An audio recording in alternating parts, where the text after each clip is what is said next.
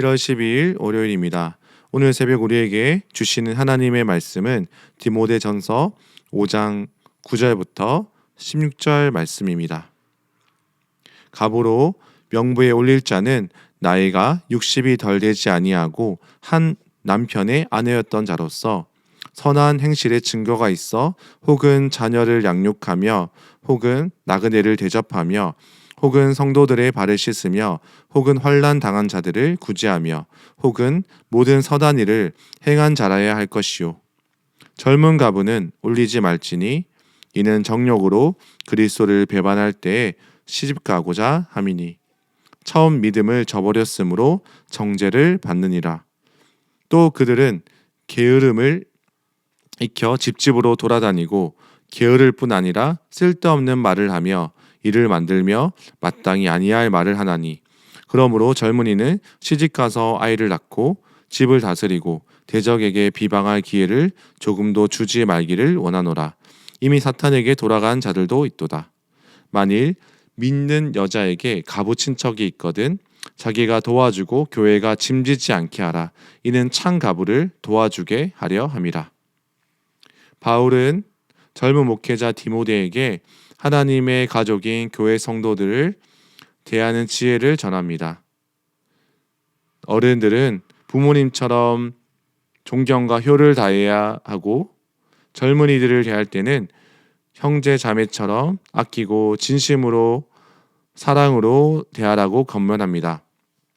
3절부터 가부를 어떻게 대해야 할지를 알려줍니다.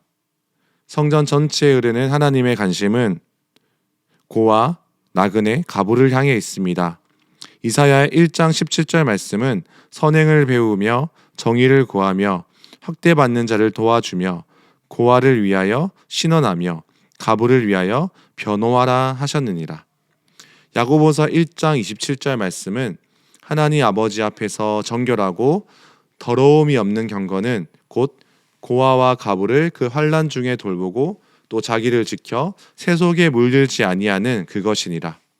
공동체가 도움이 필요한 자들을 향해서 하나님의 마음으로 긍휼히 여기고 보호해야 합니다. 다만 당시 에베소 교회 안에는 가부 구제 대상을 두고 여러 논란이 있었습니다. 바울은 찬 가부를 분별하여 정말 도움이 필요한 이들에게 교회의 자원이 흘러가도록 기준을 제시합니다. 찬 가부 명단에 올릴 사람은 어떤 사람입니까? 9절에 한 남편의 아내였던 자로서 신앙과 삶을 신실하게 살았던 자입니다. 이는 배우자와의 관계에서 신앙의 정절을 의미합니다. 60세 이상의 연륜 속에서 삶의 열매가 맺힌 분입니다. 자녀를 신앙으로 양육하는 것뿐만 아니라 부모가 돌볼 수 없는 아이들을 돌보는 자입니다. 그리고 나그네에게 먹을 것을 대접하고 잠잘 곳을 마련하고 손님들의 발을 씻을 수 있도록 도와주는 삶을 살았습니다. 어려움을 당한 자들을 향해서 도움을 아끼지 않았습니다. 이들은 경제적으로 궁핍했으나 공동체 안에서 섬김과 헌신을 베풀었던 이들입니다. 가부 명단에 올리지 않아야 할 사람은 어떤 사람입니까? 11절 말씀에 젊은 가부를 올리지 않아야 합니다. 남편을 얻으려는 마음이 강한 사람들은 가부 명단에 오르자마자 명단이 변경되는 일이 많았습니다. 12절에 교회 안에서 약속을 하고 중요한 역할을 맡아서 섬기고 있는데 결혼할 기회가 왔을 때 교회 봉사를 그만두고 결혼해버리는 경우가 많았습니다. 성적인 유혹, 쾌락을 향유하고자 하는 유혹이 많았습니다. 6절에 보면 향락에 빠지기 쉬운 자들이었습니다. 감각적인 즐거움이나 육체적인 만족을 찾는 자들이었습니다. 13절에 가부들은 교회 성도들의 집을 돌아다니면서 가정신방을 통해서 성도들의 이야기를 많이 들었습니다. 이들은 언어의 절제를 하지 못했습니다.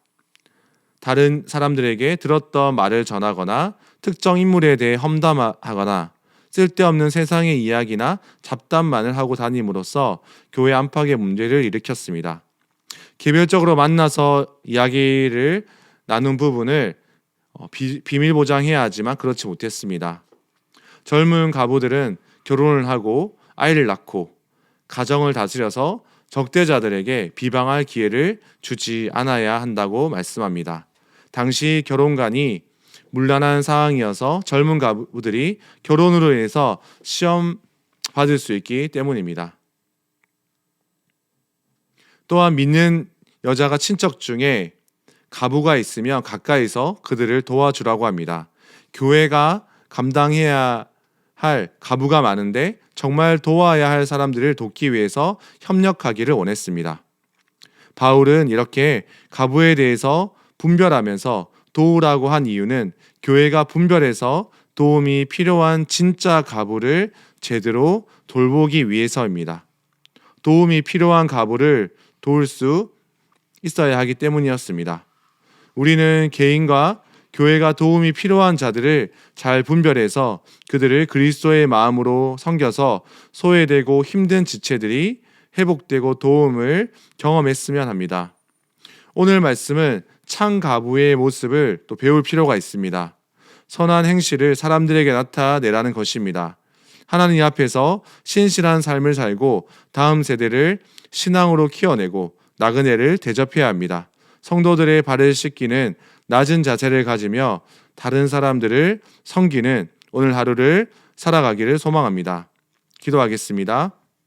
하나님, 우리가 공동체 안에서 도움이 필요한 자들을 향해서 그리스도의 사랑으로 섬기게 하시고 우리의 섬김을 통해서 귀한 사랑의 열매를 맺을 수 있도록 인도해 주시옵소서.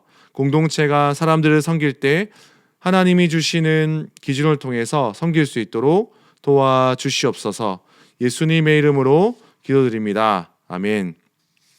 오늘 말씀을 기억하시며 기도하시고 주간 기도 제목에 따라서 나라와 민족과 한국교회 부흥과 지도자들을 위해서 성도들의 한 주간 삶을 위해서 이 시간 합심해서 기도하겠습니다.